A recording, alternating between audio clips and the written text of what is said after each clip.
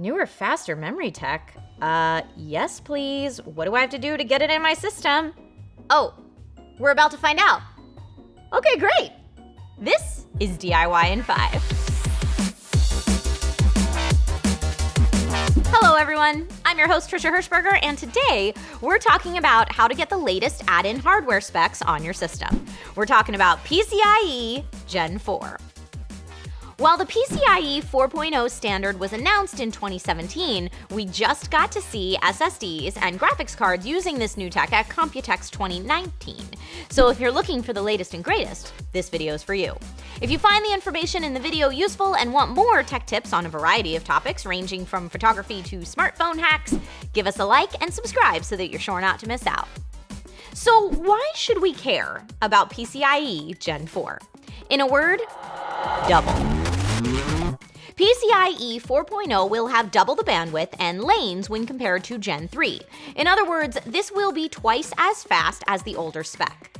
PCIe slots can be configured with 1 lane or multiples of 4 lanes, such as by 1, by 4, by 8, by 16, by 32, and each new generation doubles the bandwidth of the previous one.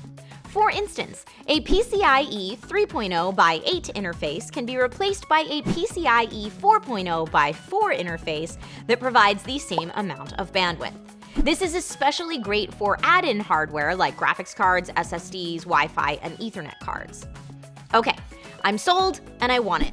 How do I know if it will work in my system? These new standards require support from a CPU and motherboard. Currently, the only processors that support PCIe Gen 4 are from AMD. Yup, you heard that right. AMD was first to market with a major upgrade that PC builders are excited about. And it's part of the reason most people would agree that AMD kicked serious hiney at Computex this year. Currently, the AMD Ryzen Gen 3 and EPYC CPUs support 4th Gen PCIe. So that means it's supported on all the latest desktop, notebook, and server processors from AMD. High five to you, AMD. But you'll need to pair that brand new CPU with a newer motherboard too. Originally, AMD tried to support the new standard on some older motherboards, but that proved to be too difficult since not all motherboards are created equal. Currently, the new spec is only supported on X570 and newer motherboards, but you should definitely check with your motherboard manufacturer to make sure it's capable. Should you upgrade to Gen 4? This is always the hardest question to answer because everyone's in a different spot.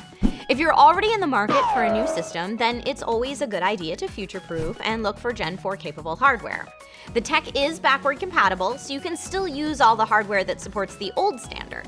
But if you've updated in the last year or two and still have a pretty high-functioning system, then you can probably wait. Look at it this way. Some components have more performance to gain from this update than others. SSDs, GPUs, Wi-Fi, etc. But if those components are already operating at max capacity with PCIe 3.0, then an update probably isn't going to give you the immediate performance boost that you're looking for. Even AMD's latest gaming graphics cards are based on PCIe Gen 3, since it has enough throughput to maximize the experience. The last thing you should know is that Gen 4 definitely does pull more power and therefore heat. You might need to really consider airflow and cooling options for your build. Here are some other information niblets that you might want to know. Gen 4 is great, but Gen 5 is not that far away. Within the next 2 to 5 years, PCIe 5 will be a thing. The truth is, PCIe 4 took a long time to come to market, and the standards for Gen 5 are almost a reality. The standards board that sets the specs is closing in on a finalized version of Gen 5 as we film this video. But, like with all new hardware standards, it's going to take some time before you see companies producing hardware with the new speeds. And of course, as always, you know when the time comes, we got your back. So what is it about PCIe 4.0 that has you the most excited?